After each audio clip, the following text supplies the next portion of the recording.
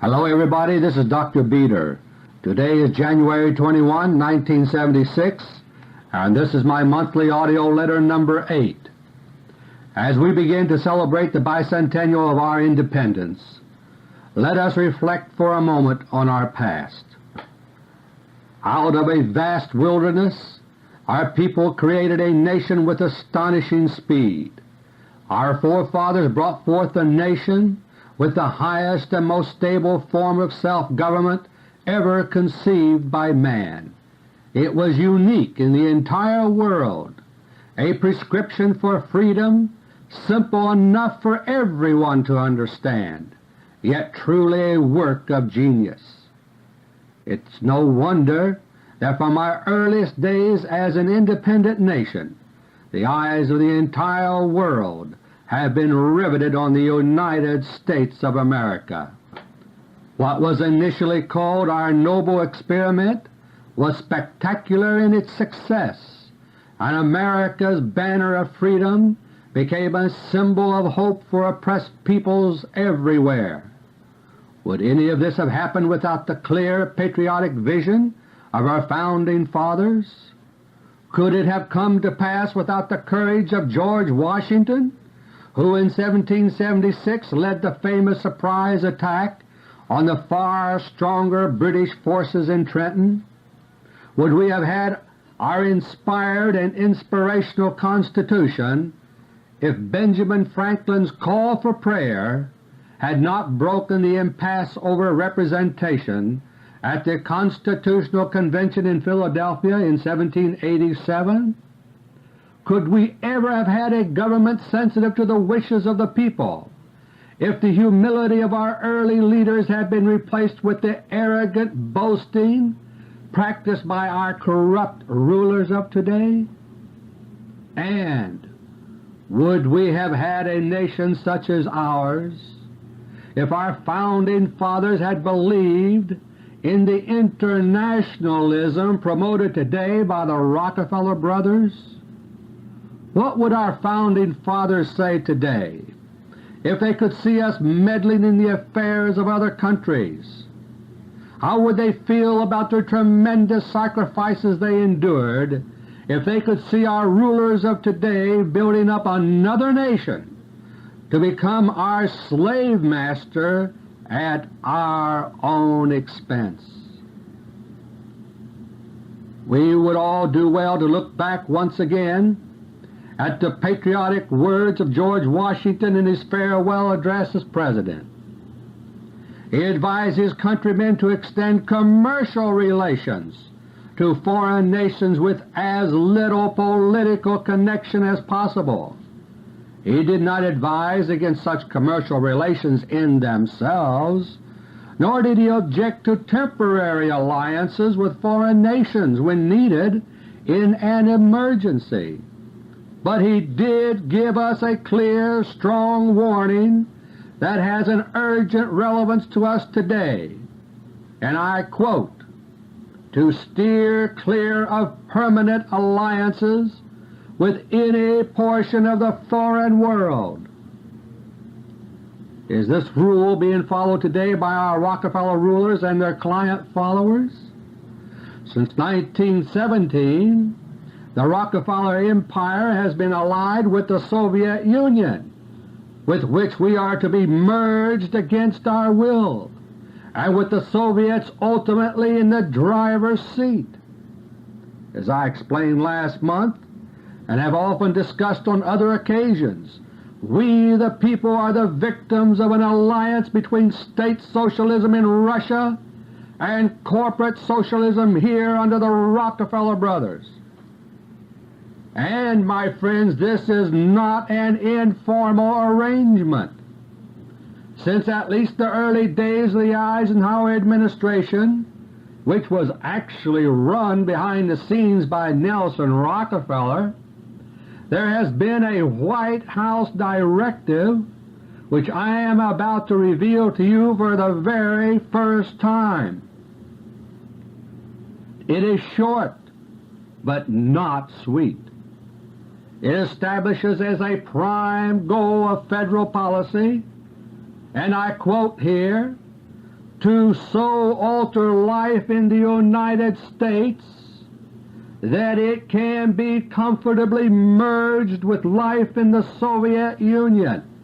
Unquote.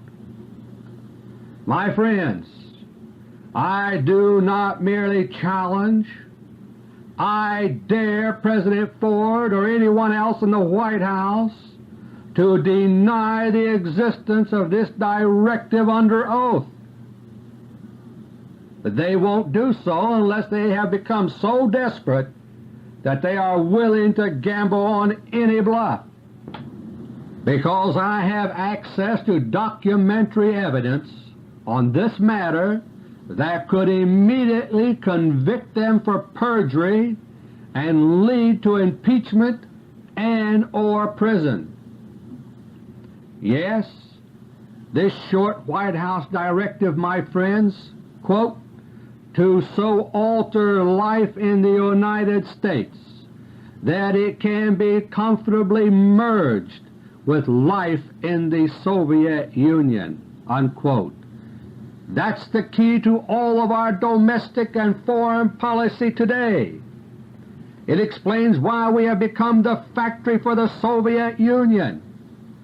It explains why so many multinational corporations are being used to build up the Soviet economy while depressing our own.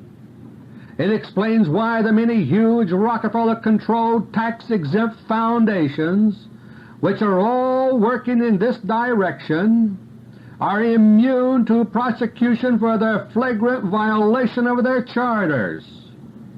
It explains why the Rockefeller-controlled banks and financial institutions are so single-mindedly financing the Soviet juggernaut at American taxpayer expense. It is little wonder that Nobel Prize-winning biologist George Wald, in an article a year ago about the runaway power of the multinational corporations, said, and I quote, "Hence no nation so closely resembles the United States as the Soviet Union," unquote. My fellow citizens, it is essential that we halt this horrible slippage backward into tyranny. If we are to survive as a free people beyond this our bicentennial year, we the people must rise up and make the government that belongs to us turn its face forward once again to the still new, still fresh ideals and principles that launched our great nation. I am absolutely convinced that we can still do it, if we will. Last month I recorded audio book number 6 entitled "What We Can Do to Save America," to explain the strategy which I believe can and will do the job. And already alert citizens all over America are listening to this message, getting to work and making suggestions. If you will join in the task, we can do it. Meanwhile, I intend to keep informing you about what we are up against, how events are progressing, and what plans are being formed behind the scenes. To this end, I want to talk to you today about 3 topics that all reflect the drive to merge life in America with that in the Soviet Union. Topic number 1, our charges for a citizen's indictment on the Fort Knox twin scandal cover-up. Topic number 2, Rockefeller progress and problems in their drive to drag our economy down to the Soviet level. And topic number 3, so-called détente and the ignored prophetic warnings of George Washington. Topic number 1. It is essential that I give special attention to the first topic today, but I will deal with the remaining 2 topics as fully as I can in the time that remains for them. almost 2 years ago in April 1974, during congressional testimony before a subcommittee of the House Banking and Currency Committee. I first revealed that the bullion depository at Fort Knox had been looted of its gold. I stood ready to present evidence to substantiate my charges, but nothing whatever was done. Having been failed by Congress, I then took my story to the public through lectures, radio talk shows, and publication of my charges in a national weekly newspaper. Faced by this public pressure, the government responded by setting in motion a well-orchestrated cover-up, a cover-up far more massive and more serious than that of the Watergate scandal, which removed our last elected President from office. The actual cover-up began on September 23, 1974, with the carefully staged visit of congressmen and newsmen to Fort Knox. I have detailed the ensuing cover-up among other things in my audio book number 2 on the Fort Knox gold scandal and what it means to you. I have also given you continuing updates since June 1975 by means of my monthly audio letter. In October 1975, I revealed what I had just learned at that time that makes a twin super scandal of the Fort Knox situation, namely the presence of about 60 pounds of radioactive liquid super poison processed from deadly plutonium-239 in the central core vault of the bullion depository at Fort Knox. The canisters of poison, put there in 1968 by the CIA, are corroding and leaking faster and faster, endangering the health and even the lives of millions of Americans in the southeastern United States. The government's response to this second, far more serious half of the Fort Knox scandal has been the same as to the first: cover-up. I've explained in recent months how first Senator Frank Church and then Congressman Otis Pike, chairmen respectively of the Senate and House Intelligence Committees, have become parties to the Fort Knox plutonium scandal cover-up, and how bureaucratic gobbledygook is being used by government officials to avoid giving straight, honest answers about the situation. But now the Fort Knox scandal cover-up is getting even worse. It has recently entered a new phase of outright lying and of masking the evidence concerning my charges. They are going for broke, and they have long since passed the point of no return. The same tactics of lying and cheating by the government that are standard practice in the Soviet Union, into which we are to be merged, are now being used here in the United States, and these tactics are far more effective here than in Russia, because Americans, unlike Soviet citizens, have not yet learned to expect their government to lie to them continuously. Up till now, the main cover-up approach has been one of evasion, but now an atmosphere of desperation on the part of the wrongdoers is becoming increasingly apparent. For the very first time, Treasury Secretary William Simon has made the fatal mistake of actually lying, in writing no less, about a crucial matter, the existence of the central core vault of the bullion depository at Fort Knox. We have challenged the government to either confirm or deny its existence in the past, and we have identified it not only by this name, Central Core Vault, but also by describing it to avoid any possibility of misunderstanding due to terminology. In a letter to a friend of mine, dated December 10, 1975, Simon said the following, and I quote, "The allegation that plutonium-239 is, or ever has been, stored at Fort Knox in a central core vault is false, and the Army has just conducted an extensive test of the bullion depository and has found no evidence of radioactivity. I should add that there is no such thing as the central core vault." Unquote. Notice that Simon's denial of the presence of plutonium-239 at the depository is tied right in with his denial of the existence of the central core vault. Obviously, if there is no central core vault, then it cannot contain plutonium-239. But on the other hand, to have any faith that his denial about the plutonium is truthful, you must also believe his assertion that there exists no central core vault at the depository. If he would lie about one, he would lie about the other. With that in mind, please listen now to an excerpt from another letter, this one written to one of my associates by retired Lieutenant General John L. Ryan, Jr., a former commanding general of Fort Knox. General Ryan probably knows more about the depository than anyone else who ever commanded Fort Knox. He spent 2 tours of duty there before he returned a 3rd time as the commanding general. And when the gold was moved to Fort Knox to be stored there for the very first time in 1937, it was he who was placed in charge of the actual physical movement of the incoming gold into the depository.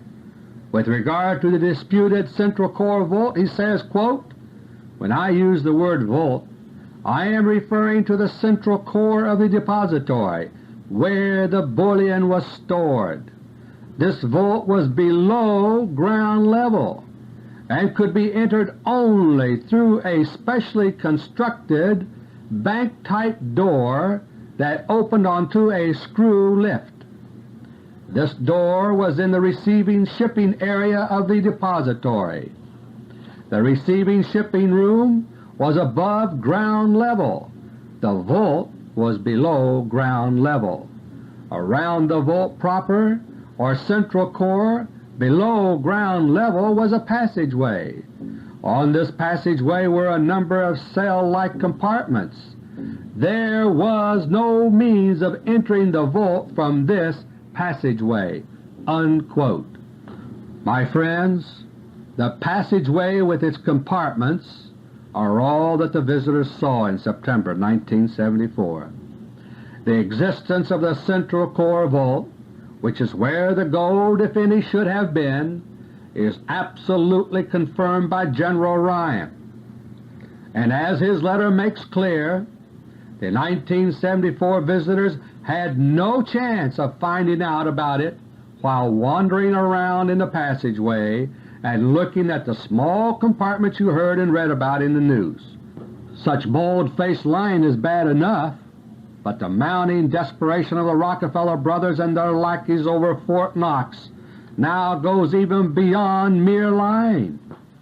It is standard practice, whenever an extremely damaging secret is in danger of exposure, to distract attention from it and confuse the issue by deliberately exposing something else, something far less serious and dangerous than the secret being hidden, yet shocking enough to satisfy the public's appetite for the truth. With our totally manipulated government of today, a good rule of thumb is, whenever something that looks really damaging is revealed, ask yourself, why are they letting this out of the bag? What is it that is worse than they are trying to distract my attention from? Thus, for example, Senator Church's sensational revelations last summer about deadly shellfish toxins and the like fooled many into believing they had been given the whole ugly truth about CIA misdeeds. But actually he was covering up what he knew about the insane nuclear super-poison at Fort Knox, something 1,000 times worse than anything he revealed. Now, in the same way, a cover-up campaign has been launched in regard to the leakage of the plutonium-239 super-poison from Fort Knox, and it's horrible. A few days ago, on January 12, 1976, a truck carrying radioactive waste just happened to have an accident in eastern Kentucky, smack in the heart of the area now most heavily affected by radioactive poison leakage from Fort Knox. 14 of the 32 drums of waste on the truck fell off, and 8 of them broke open and leaked. The newspaper stories around there about it contained the usual assurances that there was no danger, that it had been cleaned up and so forth, but leakage had occurred. Just 6 days later, on January 18, newspapers contained big articles about still another alleged radioactive waste leakage problem in Kentucky. The truck I mentioned a moment ago had been on its way to a nuclear waste dumping ground at Maxey Flats, Kentucky, which had been in use since 1963. And now we are suddenly told that the leakage is occurring there too. Federal investigators, those wonderful watchdogs we are supposed to trust and admire, claim that radioactive waste in steel, wooden, and even cardboard drums has been just dropped into trenches and covered up with dirt, and after 12 years they have just now abruptly discovered that some of it has gotten loose and is spreading through the ground, through the water, and through the air. And a study by the General Accounting Office, while it gives the standard assurance that there is no immediate danger, recommends a crash program to correct the situation and develop systematic standards for safe disposal of radioactive waste. Now, why all this sudden concern about leakage of radioactive contamination? And why does the spotlight on actual leakage cases just happen to be on Kentucky?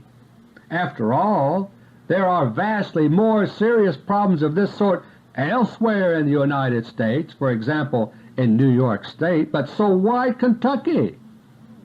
2 reasons, my friends. For one thing, they are using the opportunity to continue the nuclear con game that has been pulled on you for years by assuring you, even when there are nuclear waste leakages, that you don't really have to worry about it. But more importantly, in my monthly audio letter number 7 last month, I posed a direct challenge to the Federal Government to either prove or disprove my charges, and I spelled out a fair, objective way to do it.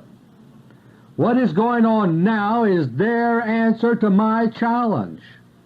By spreading stories about other kinds of radioactive waste leakage in the general vicinity of Fort Knox, and possibly by deliberately causing such releases, such as occurred in the truck accident, they are feverishly tampering with the evidence.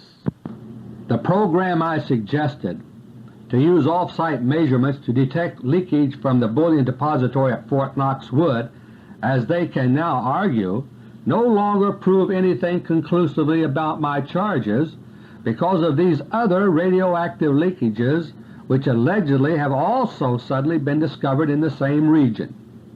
I, for one, would like to see the whole business about Fort Knox laid to rest once and for all, and I know you would too.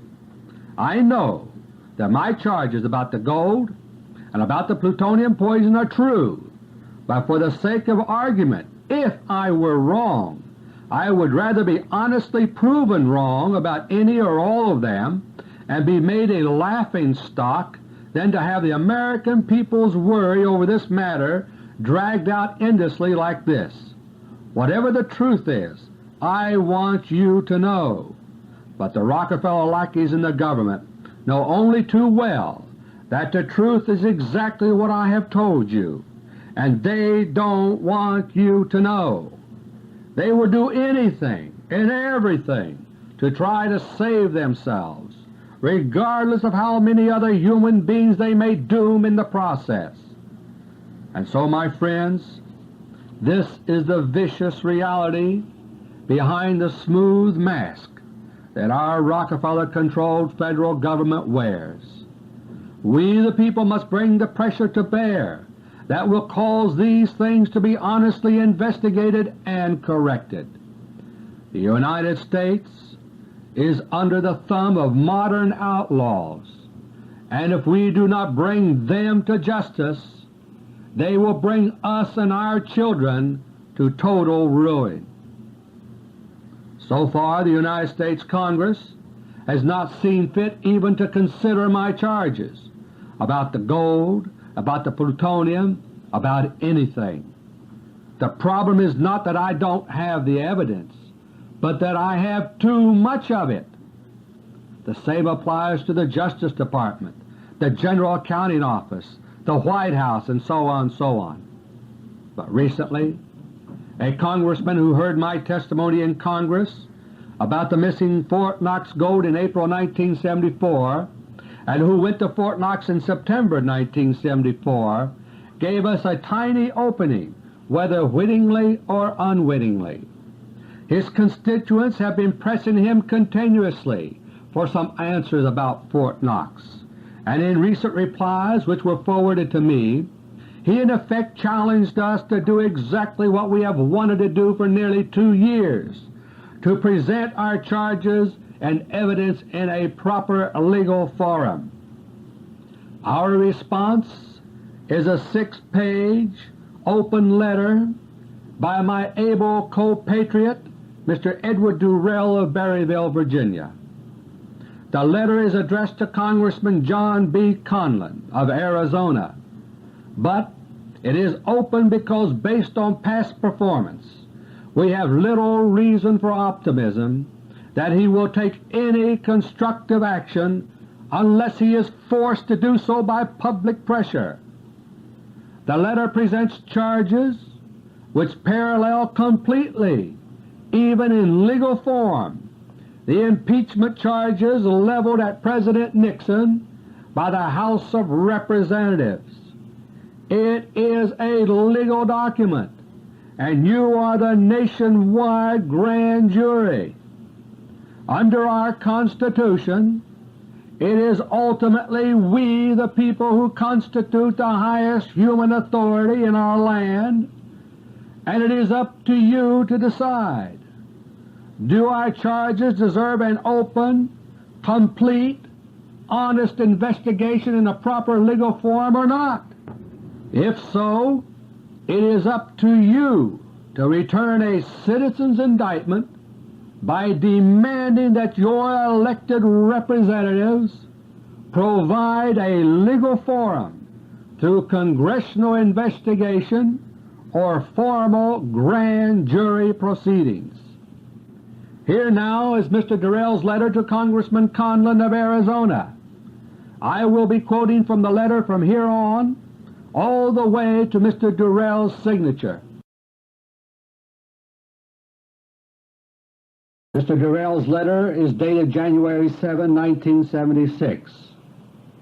Dear Mr. Conlon, your letters of December 5, 1975, to Miss Mary Barrow and to Mr. Art Bentley, both of Lake Havasu City, Arizona, have been sent to me for comment. To that end, I write direct to you with copies to them and other interested parties. In your letter to Miss Barrow, you state among other things that, quote, grand juries are impaneled to investigate criminal wrongdoing, unquote, and that if, quote, you personally have evidence of crimes committed in connection with our nation's gold holdings, please let me know so that I can put you directly in touch with appropriate officials of the United States Justice Department who would have jurisdiction in this matter, unquote. In your letter to Mr. Bentley, you state among other things that while you have, quote, some misgivings, unquote, about the gold situation, quote, I can assure you that exposure to any radioactive poison would have caused me serious illness. Neither I nor anyone else who went to Fort Knox has suffered any such illness, unquote. Please allow us firstly to answer your letter to Mr. Bentley. It is common knowledge in nuclear medicine that if one is exposed to alpha particle radiation of plutonium, Death due to cancer can come in a matter of months or years. It all depends upon dosage level and duration of exposure. In this respect, we would suggest that you contact Dr. John Goffman, former Professor of Medical Physics Emeritus, University of California at Berkeley, or listen to him by way of a 1-hour tape cassette obtainable from Audio Books Incorporated, Post Office Box 16428, Fort Worth, Texas 76133, special tape number 2 for $6 postpaid. In this tape, Dr. Goffman speaks on the effects of radioactive poison, among other things. In addition, over 18% increase in cancer deaths in the first 7 months this year over last year has taken place in the central eastern states, which has left medical authorities in the dark as to the cause. They felt they had made such tremendous cancer advancements in the last few years, and then to have such a high upsurge in the first 7 months this year over last year in that area alone is baffling. One more thing about this radioactive poison in the United States Bullion Depository at Fort Knox, hereinafter called Fort Knox. We know from sources in the intelligence industry that this plutonium poison was part of the plutonium-239 stolen by members of the intelligence community in 1966, and that this most deadly substance was processed in 4 plants, 2 in Kentucky, 1 in North Dakota, and 1 in California, into radioactive liquid poison. It was then taken, 60 pounds each, to Peru, Panama, Bolivia, and Argentina under cover of a multinational cement corporation by a CIA officer, Harold Leroy White, for the sole purpose of threatening to contaminate the United States planned and built water aqueduct systems in those countries for political and economic pressure. 60 pounds, however, intended for use in Argentina, was brought back by Mr. White and placed in the Central Core Vault at Fort Knox, where it has been stored ever since late 1968.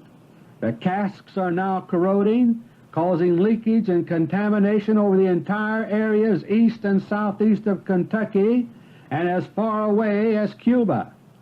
This contamination is endangering the lives of over 40 million people in this country.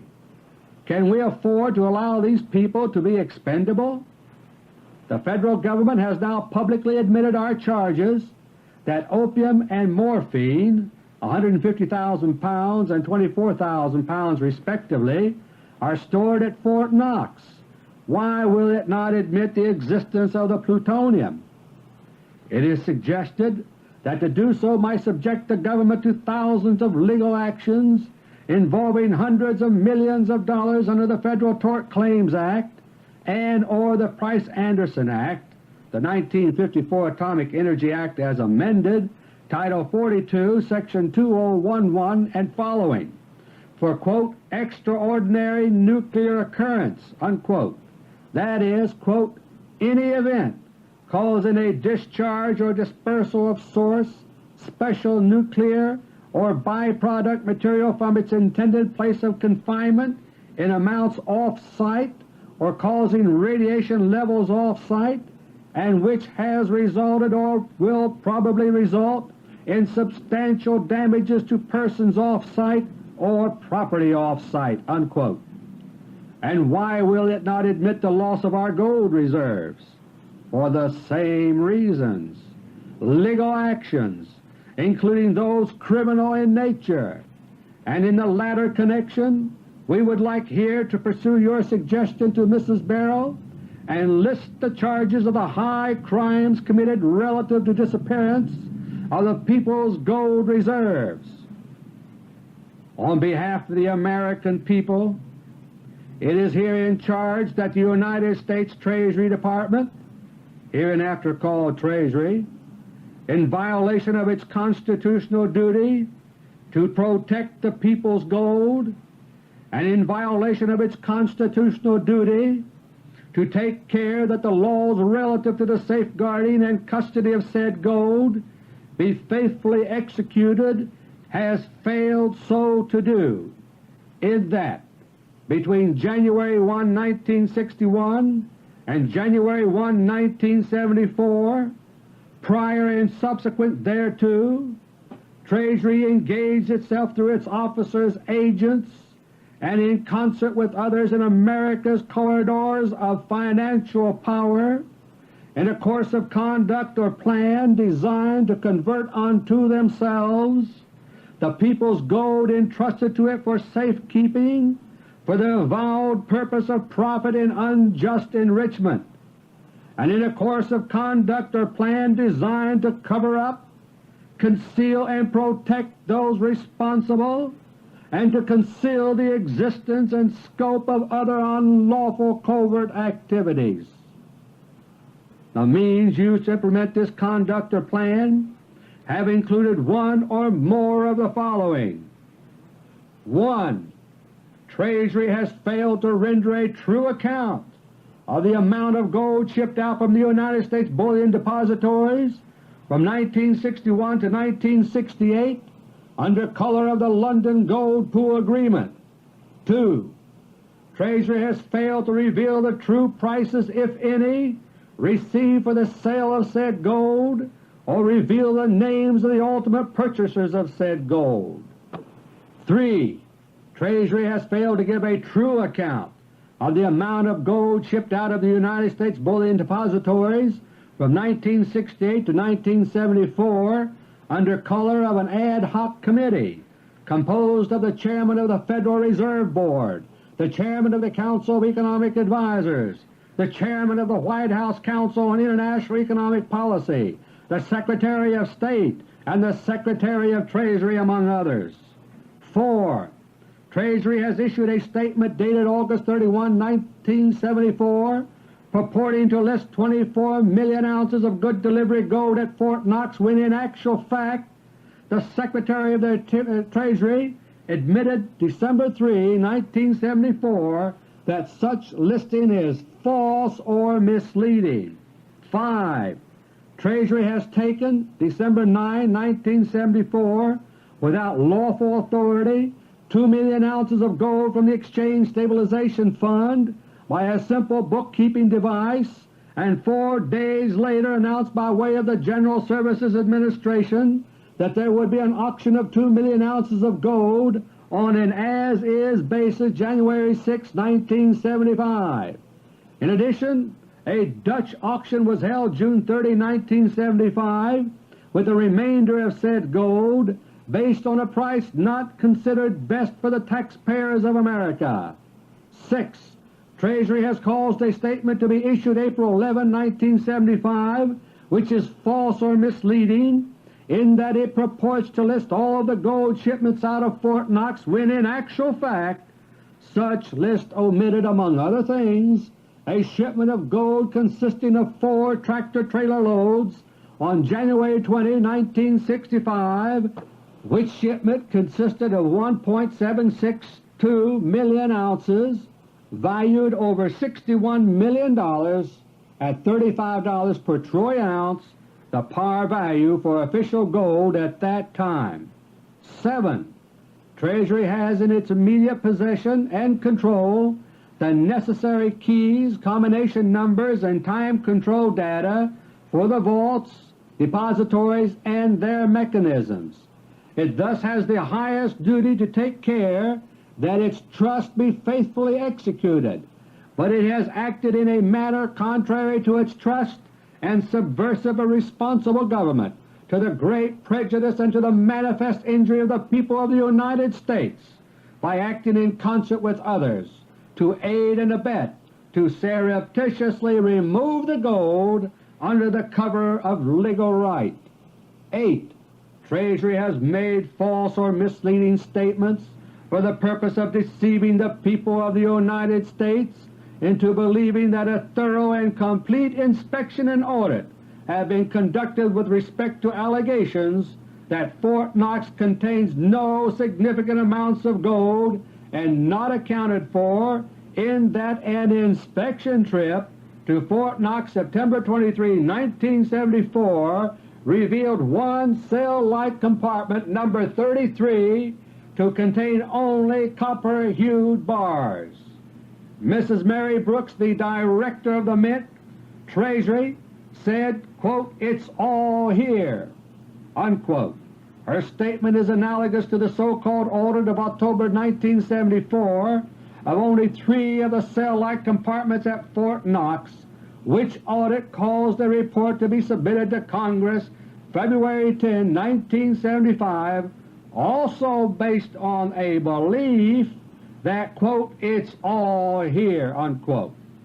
Further, the inference given by the inspection trip and the audit was that the gold at Fort Knox was of good delivery form, and the remaining 10 cell-like compartments were full of good delivery gold.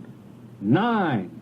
Treasury is withholding relevant and material evidence or information from the American people in total disregard or violation of the constitutional right of the people to know what has happened to its gold reserves and to its right of freedom of information for purposes unrelated to national security, the enforcement of laws, or any other lawful functions of Treasury, in that the Central Core Vault at Fort Knox was concealed from the inspection group of over 100 news media people, 6 representatives, and 1 senator of the United States Congress. 10. Treasury has unlawfully utilized its authority to cause the General Accounting Office to fail to take care that the laws be faithfully executed, in that the General Accounting Office, a legislative entity, was forced to have only 2 of its own people on a settlement committee to audit the alleged gold at Fort Knox, whereas Treasury had 13 of its own people on said committee. 11. Treasury has not caused to be made an annual physical inventory of the people's gold since 1953. Thus Treasury has failed to take care that Title 31 U.S.C. be faithfully executed by failing to make the required annual physical inventories. In all of this and more, Treasury has acted in a manner contrary to its trust and subversive of constitutional government, to the great prejudice of law and justice, and to the manifest injury of the people of the United States. Wherefore Treasury, through its officers, agents, and others in concert with it, by such conduct or plan, warrants such parties be brought before appropriate legal authorities to answer these charges, and further for the restitution of the people's gold, except that portion which is contaminated by radioactive poison, in which case said party shall be ordered to pay the current market gold price, and for such other appropriate action as may be deemed just and proper in the premises. In support of the charges, please be informed that former Congressman Frank Shelf's affidavit, dated April 7, 1975, in which he deposes and says, among other things, and I quote, that the United States government was moving quietly as a church mouse out of Fort Knox, unquote, and that the gold was, quote, constantly and surreptitiously on the move, unquote.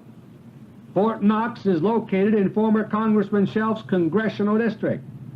He further deposes and says that, quote, in response to my previous request for gold removal information, Treasury officials had been courteous and most friendly, but always non-committal or evasive, unquote.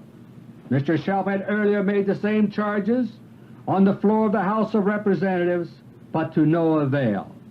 See Congressional Record, page 15-522, August 21, 1963. Further, Lieutenant General John L. Ryan, Jr., United States Army, retired, in his statement of September 26, 1975, before Congressman Otis G. Pike in his office, has proved the existence of the Central Core Vault, and in fact has drawn sketches of it. In view of this, there is no valid reason for the Secretary of Treasury to continue to deny the existence of the Central Core Vault at Fort Knox unless there is something deeply secret stored therein. There admittedly may have been a necessity for some secrecy in the 1960s when all the gold at Fort Knox was stored in the Central Core Vault. Why this secrecy now, since the Comptroller General has stated on February 10, 1975, quote, "As of June 30, 1974, about 55% of the gold claimed by the Treasury was stored in 13 sealed compartments at the United States Bullion Depository, Fort Knox, Kentucky."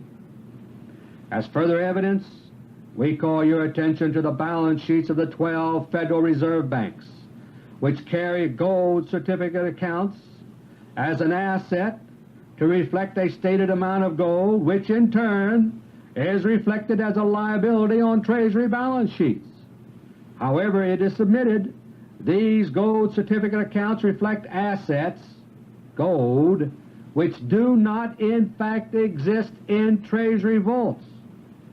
This same situation prevailed in 1943 relative to silver when, quote, 14,000 tons of silver from the Treasury Reserve backing American paper money was secretly taken from Treasury vaults, although carried publicly on the Treasury balance sheets, unquote. Cited in Tragedy and Hope by Professor Carroll Quigley, page 855, 1966, 1974. We could go on, but suffice it to say that Treasury during our 18 months investigations has not moved to refute by evidence the basic charges outlined above. Meanwhile, our economy is suffering by those twin disasters, inflation and deflation, high prices with high unemployment, initially caused by the disposing of our gold reserves in secret and its attendant game plan. Mr. C. Gordon Tether, in his December 11, 1975 article, quote, "A New Twist of Fort Knox Saga," unquote, in the Financial Times of London stated, quote, "But whatever the cost in terms of loss of face, might not the United States authorities be well advised to do whatever is necessary to demonstrate that there is no Fort Knox cover-up?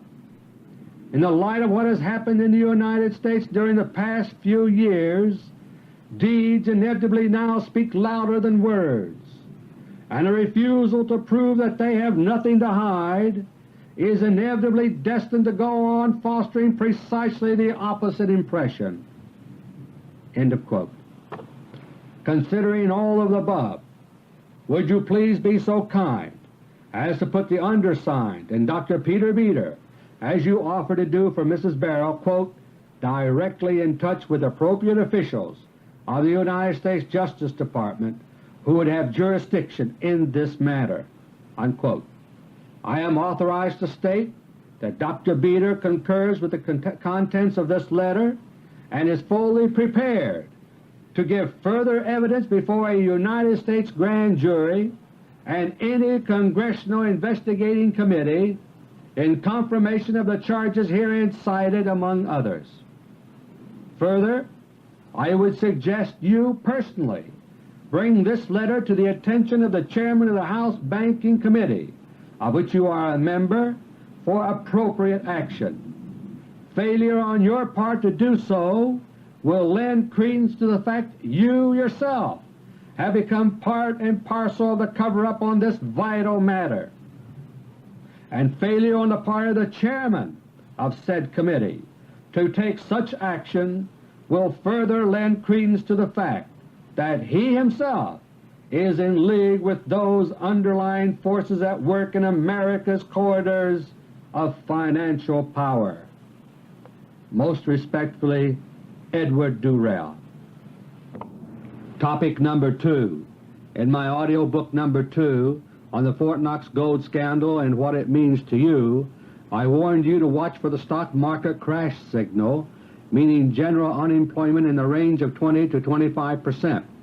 This was originally targeted by the Rockefeller Brothers for the fall of 1975, but their schedules have been increasingly upset by their preoccupation with the Fort Knox scandal cover-up and by the anti-CIA actions of Indira Gandhi last summer. Even so, they are working frantically to get the pieces of their plan together again. Here in America, the government officially says that unemployment in November 1975 was 8.3%, but my own confidential information, direct from sources within the Bureau of Labor Statistics, is that the true figure for November was over 15% and still increasing. Therefore, the real unemployment levels are now moving closer and closer to the stock market crash signal levels I revealed nearly a year ago. Meanwhile, the Dow Jones averages lately are streaking upward artificially in a dream world of their own, totally divorced from reality. The stage is being set for a dramatic visible plunge downward if the Rockefeller Brothers cut the cable on the stock market elevator.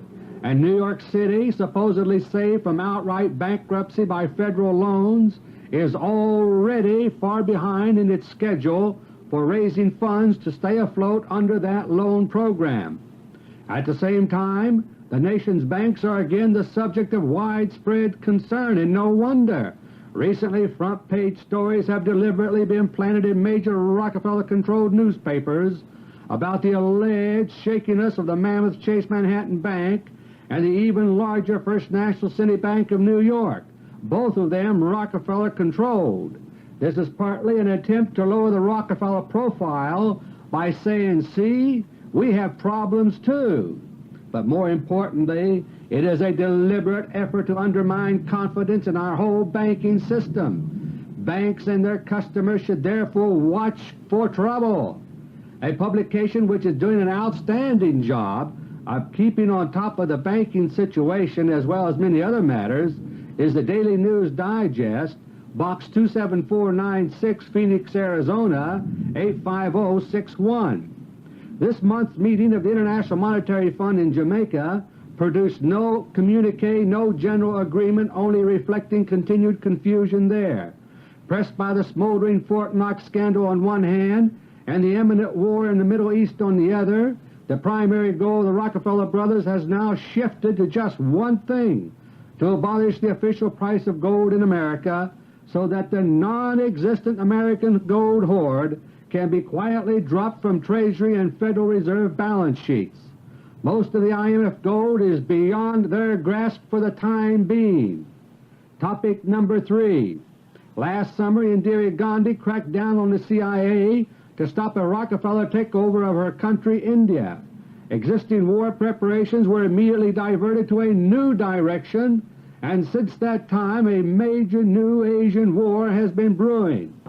In my monthly audio letter number 6 2 months ago, I spelled out the basic strategy for this war, including the role to be played by the Middle East conflict in paving the way for the Asian war. Plans are proceeding rapidly. A few days ago, Japanese Prime Minister Miki fell into a Soviet trap.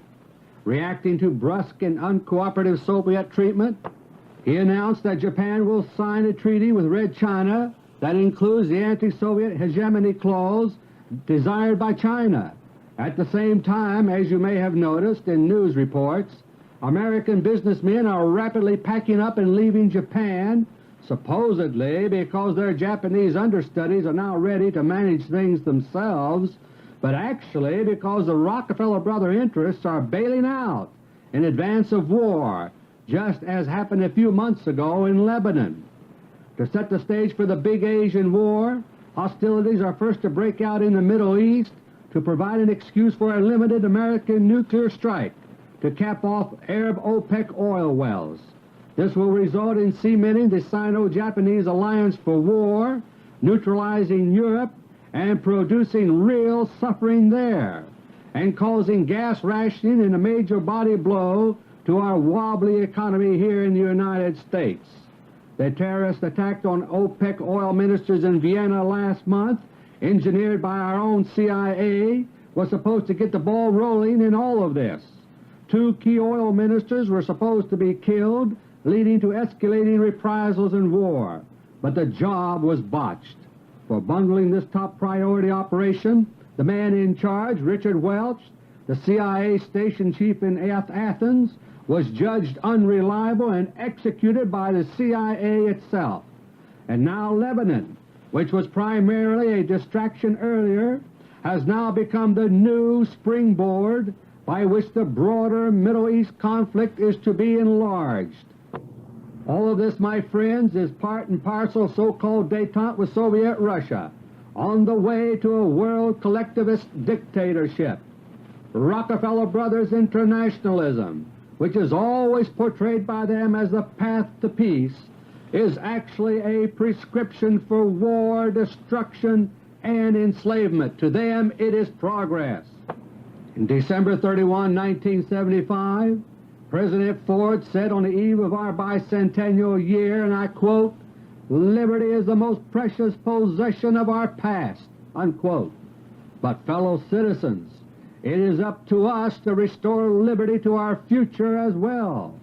Had we simply been heeding George Washington's wise warning to avoid permanent foreign alliances, the horrors I have been discussing would not exist.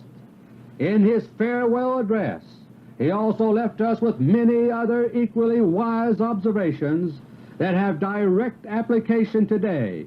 Washington's words and example helped launch the greatest nation on earth, and they can help get it moving forward again if we will allow them to. In this, our bicentennial year, I plan to return frequently to the forward-looking sage advice left to us by our great first President. Until next month, this is Dr. Beter. Thank you, and may God bless each and every one of you.